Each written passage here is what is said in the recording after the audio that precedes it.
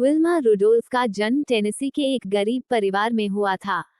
4 साल की उम्र में उन्हें लाल बुखार के साथ डबल निमोनिया हो गया, जिस वजह से वह पोलियो से ग्रसित हो गईं। उन्हें पैरों में ब्रास पहनने पड़ते थे और डॉक्टरों के अनुसार अब वो कभी भी चल नहीं सकती थीं। लेकिन उनकी माँ हमेशा उनको प्रोत्साहित करती रहती और कहती कि भगवान की दी हुई योग्यता, दृढ़ता और विश्वास से वो कुछ भी कर सकती हैं। विल्मा बोली, मैं इस दुनिया की सबसे तेज दौड़ने वाली महिला बनना चाहती हूँ। डॉक्टरों की सलाह के विरुद्ध 9 साल की उम्र में उन्होंने ने अपने ब्रेस उतार फेंके और अपना पहला कदम आगे बढ़ाया, जिसे डॉक्टरों ने ही नामुमकिन बताया था।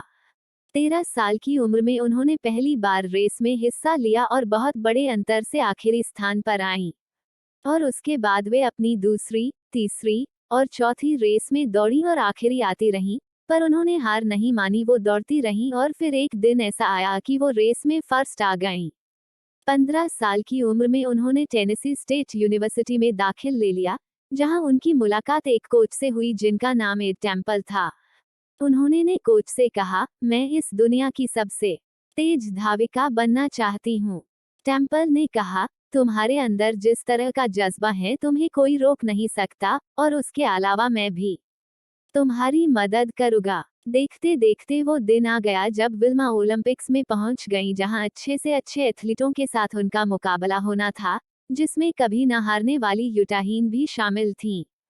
पहले 100 मीटर रेस हुई। विल्मा ने यूटा को हराकर गोल्ड मेडल जीता। फिर 200 मीटर का मुकाबला हुआ। इसमें भी विल्मा ने यूटा को पीछे छोड़ दिया और अपना दूसरा गोल्ड मेडल जीत गईं। तीसरा इवेंट 400 मीटर रिले रेस थी, जिसमें अक्सर सबसे तेज दौड़ने वाला व्यक्ति अंत में दौड़ता है। विल्मा और यूटा भी अपनी अपनी टीम्स में आखिरी में दौड़ रही थीं। रेस शुरू हुई। पहली 3 एथलीट्स ने आसानी से बेटन बदल ली, पर जब विल्मा की बारी आई तो थोड़ी गड़बड़ हो गई और बेटन गिरते गिरते बची। इस बीच यूटा आगे निकल गई।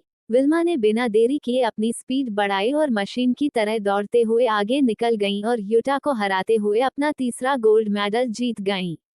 यह इतिहास बन गया। कभी पोलियो से ग्रस्त रही महिला आज दुनिया की सबसे तेज धाविका बन चुकी थी।